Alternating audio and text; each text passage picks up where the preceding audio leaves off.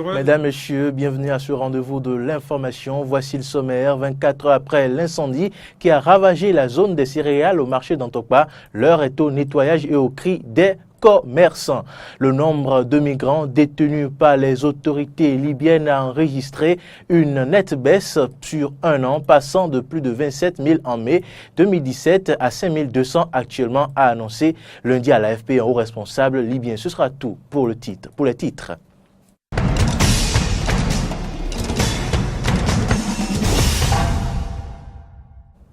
Bienvenue dans ce journal. La lutte contre les crimes crapuleux et les fake news se poursuit. C'est ce qu'on peut retenir du point de presse du 4e substitut du procureur de la République, Antoine Abévi, ce mardi 17 avril 2018.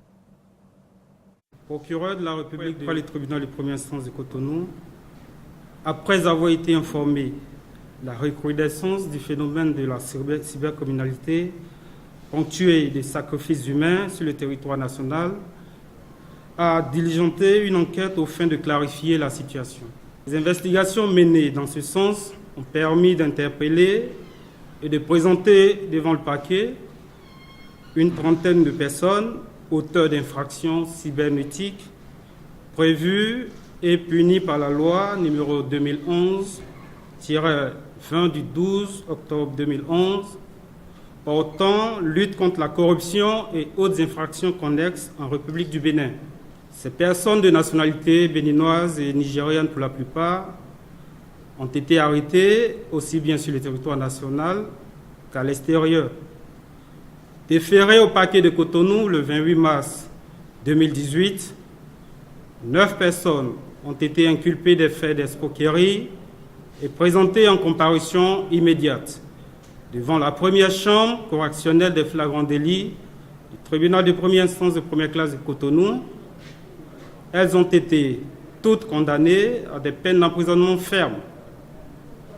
Courant avril, une quinzaine de personnes ont été arrêtées, dont une dizaine au Togo. Inculpées des faits d'escroquerie au regard de la loi précitée, elles ont été placées sous mandat de dépôt par le procureur de la République.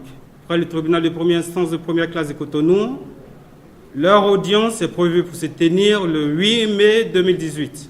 Il n'est pas inutile également de rappeler que 3 autres cybercriminels de nationalité béninoise ont été interpellés puis poursuivis pour des faits de publication d'images obscènes, de chantage et de tentatives d'extorsion de fonds vis-à-vis d'une parlementaire malgache. Cette cause sera évoquée à nouveau à l'audience du 19 avril 2018 par devant la 5e chambre correctionnelle des flagrants délits du tribunal de Séan. Tout en conviant les populations béninoises au calme et à la sérénité, le procureur de la République, auprès du tribunal de première instance de première classe de Cotonou, voudrait leur témoigner son ferme engagement à lutter contre les auteurs et complices des faits de cybercriminalité et de sacrifices humains. Le parquet de Cotonou dispose désormais d'un manuel de procédure contenant la répartition des tâches au sein du parquet par le procureur de la République près le tribunal de première instance de Cotonou. Il y est précisé les tâches confiées au substitut du procureur et celles attribuées au personnel non magistrat. Le manuel renseigne également sur le rôle en général du procureur de la République. Je vous invite à suivre à présent le 5e substitut du procureur qui a présenté l'ouvrage. Ce manuel que vous avez devant vous, vous le voyez, qui retrace aussi bien les fonctions pénales que civiles du tribunal de Cotonou. Alors, chaque maillon du parquet de Cotonou se retrouve. Vous avez les activités administratives où chaque service se retrouve à travers ces activités. Vous avez les magistrats. Parce que dans le parquet de Cotonou, vous avez les agents qui sont non magistrats et le personnel magistrat. Maintenant, quand nous avons fini dans ce manuel de procédure de dire ce que tous les agents non magistrats font, nous avons abordé alors les activités tant pénales que civiles. En matière d'état civil, par exemple, je voudrais vous dire, nous parlons des naissances, nous parlons du mariage, nous parlons également des décès. Les affaires domaniales, c'est tout ce qui concerne les terres.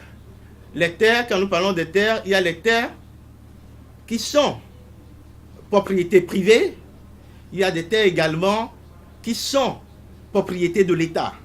Ce que dans notre jargon nous appelons la domanialité. Le parquet de Cotonou également est appelé à vérifier tout ce qui se passe dans ce domaine. Et les infractions, à condamner également les infractions qu'on pourrait relever dans le foncier. Le rôle du parquet avec les unités de police judiciaire. C'est-à-dire que toutes les activités sont contrôlées à la minute par les substituts du procureur. Vous imaginez, quand il y a une infraction qui se commet quelque part, dans le temps voisin, le substitut du procureur est informé et devra donner des instructions en tant que directeur de l'enquête à l'OPJ pour suivre l'enquête. Ce qui fait en réalité que vous allez remarquer et que les OPJ le remarquent ces derniers temps, la présence des substituts au moins une fois par semaine dans leurs locaux pour vérifier la garde à vue. Alors, la conséquence directe, c'est que plus personne ne pourrait être mis illégalement en garde à vue. Donc, le parquet de Cotonou est présent dans les unités de police. Vous allez à l'usage également des avocats, vous allez voir retracer nos relations avec les cabinets d'instruction. Vous allez voir également relater nos relations avec les autres institutions qui concourent à l'œuvre de justice. Donc, en réalité, pour vous dire, le manuel de procédure, c'est un document qui fait lumière sur le parquet. C'est un document qui rend le parquet voisin à côté des acteurs de la justice. Pour que, également, chers amis, pour que le parquet ne puisse pas être perçu seulement comme un instrument de coercition. Parce que le parquet doit également contribuer à l'évolution de la cité. Vous le savez déjà, une grande partie du marché a pris feu dans la nuit du dimanche 15 avril au petit matin de ce lundi 16 avril 2018. Il s'agit bien évidemment du marché international d'Antokpa. Pas de perte en vie humaine, mais la quasi-totalité de la zone de vente des céréales du marché a été ravagée, de même que les petits commerces aux alentours. On parle de près de 4000 m² environ. Les causes de cet incendie ne sont pas encore déterminées, mais des sources anonymes avancent un câble électrique défectueux comme origine de l'incendie. 24 heures après ce drame, Horacia Djodi est retourné sur le terrain. Voici l'image que présente le secteur des céréales du marché d'Antokpa de Cotonou 24 heures après l'incendie. Des agents de la Société de gestion des marchés autonomes aidés du génie militaire étaient sur les lieux du drame pour le rendre salubre. Cet incendie a embrasé, faut-il le rappeler, une bonne partie des hangars de fortune, soit environ 4000 m². Il a dévasté des milliers de sacs de vivres. Sur les lieux ce mardi matin, des sinistrés encore sous le choc.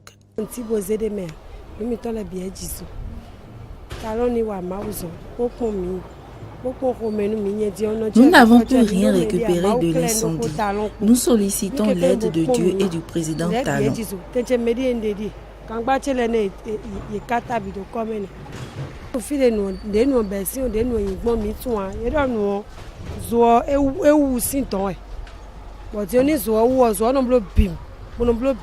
On ignore jusque-là l'origine de l'incendie. Même les gardiens ne pouvaient rien. Ce sont les sapeurs-pompiers de Calavi qui ont pu contenir le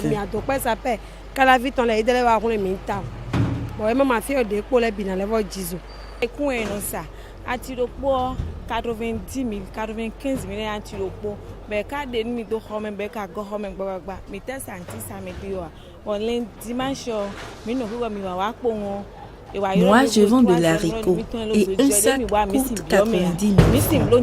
Et on m'a livré la semaine dernière une grande quantité. Je n'ai encore rien vendu. Tout est parti en feu.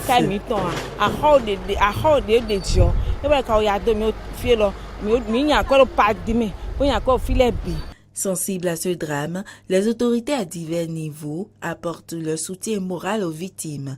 Ces dernières nous ont d'ailleurs confié qu'elles ont été reçues ce lundi par le directeur général de la SOGEMA. On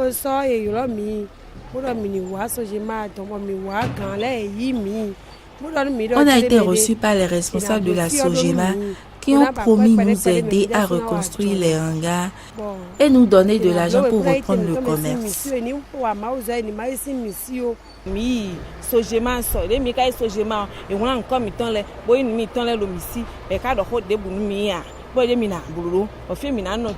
On a été à la SOGEMA hier. Ils ont pris les noms, mais ils ne nous ont rien dit pour le moment. Cet incident est le deuxième du genre après celui d'octobre 2015. Ce lundi, les députés se sont réunis en plénière à l'Assemblée nationale pour se pencher sur la question liée à la désignation des membres du Conseil d'orientation de supervision de la liste électorale permanente informatisée l'EPI, mais aussi par rapport au projet de loi relatif à l'aménagement et à la protection du littoral. Suivez le compte-rendu signé Amen Didier Rumpenouji, Romaric Devoshi et Mori Agua. 2 points étaient à l'ordre du jour de cette plénière de ce lundi 16 avril. Le premier relatif à la désignation des membres de l'Assemblée nationale devant siéger au COS-LEPI. La commission des lois a présenté son rapport sur la clé de répartition et le résultat donne 5 représentants pour la majorité parlementaire et 4 pour la minorité, soit au total 9 représentants pour la représentation nationale. Je donne aux 2 groupes jusqu'à jeudi matin 10h pour déposer les listes. Jeudi matin, nous allons procéder au vote des représentants du Parlement au sein du COS-LEPI. Le deuxième sujet abordé est le projet de loi relatif à la protection, aménagement et mise en valeur de zones littorales. La commission du plan et de l'équipement a produit son rapport qui montre l'intérêt du projet pour notre pays. C'est un dossier normalement que les collègues connaissent bien. Il y a eu un séminaire d'appropriation de 2 jours et il y a eu 4 ou 5 réunions en commission pour pouvoir travailler sur ce dossier qui est aujourd'hui appelé en plénière. Le ministre du Cadre de vie, José Didier Tonato, a apporté quelques précisions sur l'importance de ce projet de loi. C'est vrai, la pression démographique y est très forte. Les actions anthropiques mettent chaque jour en danger ce littoral-là et ses écosystèmes. Beaucoup d'interventions, de projets de développement sont situés dans cette zone-là, qui est une zone de forte production qui conditionne également la croissance économique de notre pays. Il était important, compte tenu des nouvelles sauvegardes environnementales en vigueur dans le monde, que nous nous dotions de cette loi pour organiser la protection et le développement de notre zone littorale. Tant au niveau du budget national qu'au niveau des partenaires techniques et financiers, plusieurs projets sont conditionnés par ce vote qui rassure les partenaires que les ressources qui vont être consacrées à l'aménagement de la zone littorale vont être faites en respectant l'environnement.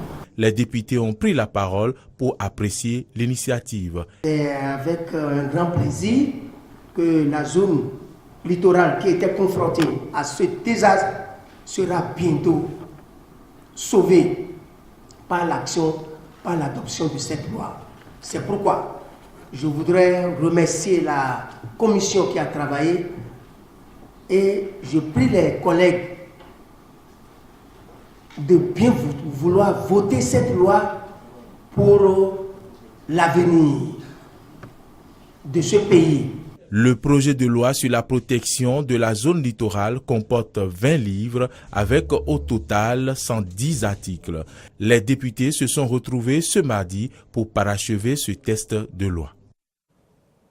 En interactualité, le nombre de migrants détenus par les autorités libyennes a enregistré une nette baisse sur un an, passant de plus de 27 000 en mai 2017 à 5 200 actuellement. Le général Mohamed Biche, chef du Parlement de lutte contre l'immigration clandestine des CIM, a ajouté que cette baisse avait permis la fermeture d'une vingtaine de centres de détention depuis mai 2017. Ainsi, le pays ne compte plus que 32 centres de détention contre 53 en mai 2017, a-t-il ajouté. Cette baisse s'explique par l'accélération du rythme de rapatriement des migrants menée notamment par l'Organisation internationale pour les migrants, OIM. Plusieurs pays africains ont aussi rapatrié des centaines de leurs ressortissants ces derniers mois suite à un scandale né après la diffusion de reportages de CNN sur un trafic d'esclaves présumés. Quelques 48 000 réfugiés sont enregistrés en Libye selon le HCR qui espère évacuer entre 5 000 et 10 000 réfugiés vers des pays tiers en 2018. Suivant ici un extrait des propos du chef du département de lutte contre l'immigration clandestine. Avant, il y avait 53 centres de détention affiliés au département pour la lutte contre l'immigration clandestine du ministère de l'Intérieur du gouvernement d'accord national. Depuis mai 2017 jusqu'à présent, 20 centres ont fermé et il reste à présent 31 ou 32 centres. Avant, il y avait 27 400 migrants dans les centres de détention. Aujourd'hui, grâce à Dieu, ce nombre est passé à 5 200. Ils sont issus de nationalités qui ne peuvent pas être expulsés vers leur pays d'origine pour des raisons politiques et de sécurité. Nous ne pouvons pas contrôler la capacité d'absorption à l'intérieur des centres de détention. Elle est contrôlée par le nombre de migrants qui arrivent. La vérité est que nos centres ne sont pas à la hauteur des normes des droits de l'homme. Mais nous essayons de fournir un minimum de services aux personnes vulnérables, notamment les femmes et les enfants, pour leur permettre de mener une vie décente. Nous avons des comités d'enquête dans les centres de détention avec des cellules dans chaque centre pour capturer ceux qui ont enfreint la loi libyenne. Ils seront détenus par l'Agence contre l'immigration clandestine qui traite de la traite des êtres humains parmi les migrants. Quiconque enfreint la loi sera tenu responsable. Dans un autre registre, des abeilles solitaires volent au secours des vergers français. Une start-up installée dans le Lot-et-Garonne aide les agriculteurs à améliorer leur rendement en plaçant sur leurs exploitations des abeilles solitaires qui ne produisent pas de miel mais qui sont des championnes de la pollinisation des cultures bien plus que les abeilles domestiques. Reportage. Au cœur du Lot-et-Garonne, dans ce verger de pommiers à peine en fleurs, une drôle de boîte violette attend ses pensionnaires. Ces abeilles solitaires, appelées osmies, ne vivent pas en ruche, ne fabriquent pas de miel, mais elles sont pourtant des championnes des vergers. Elles sont très efficaces en termes de pollinisation, puisque le taux de fécondation des fleurs sur une visite est de l'ordre de 90 à 95%. Quand une abeille mellifère, ça varie entre 20 et 50%. Autre spécificité, elle ne butine jamais une fleur deux fois, car chaque abeille laisse une trace d'hormone dans le pistil pour indiquer son passage. Depuis maintenant 4 ans, la société Osmia propose aux agriculteurs de louer ces abeilles pour 350 € par hectare. Elles sont installées au printemps dans les vergers et fin juillet, l'entreprise collecte les précieux cocons pondus dans les abris. Ici, c'est la chambre froide où on conserve les cocons. Ils restent froids tout l'hiver, à température dirigée. Pour être opérationnel pour la saison suivante. La société arrive à programmer le réveil des abeilles à date précise selon la floraison de chaque client grâce à la chaleur dans cette salle sombre. Ici, nous sommes dans un verger précoce de cerises. Les abeilles sont à l'œuvre depuis plusieurs jours déjà. Son efficacité, l'osmie la doit à ses caractéristiques physiques. L'osmie est dotée d'une brosse ventrale. Donc elle a sous le ventre un abdomen poilu et le pollen se colle automatiquement par électricité statique. Elle est beaucoup plus rapide que la mellifère puisqu'elle a une capacité jusqu'à 17 fleurs minutes en pollinisation. Très casanière, cette abeille a un rayon d'action limité à 150 mètres. Elle reste donc dans le verger où elle est installée. Résultat, plus de fruits et des calibres plus gros. Chez ce producteur, l'année dernière, il a réussi à doubler sa production de cerises grâce au seul pouvoir des abeilles. On parle à présent de la résurrection de l'Ascoï 2, le bateau de Jacques Brel. Après avoir partagé la vie de Jacques Brel durant 2 ans, le voilier Ascoï 2 a fini ensablé sur une plage sauvage de Nouvelle-Zélande. Les frères Wittevongel, passionnés du chanteur, ont fait le pari de redonner au navire sa splendeur d'antan. Avec une poignée de volontaires, ils poursuivent les travaux de restauration dans le port de Zeebrugge, d'où le navire pourrait être remis à l'eau en avril 2019. Reportage. Je m'appelle Piet Wittevongel. C'est mon père et mon frère qui ont fait les voiles de l'Ascoï pour Jacques Brel.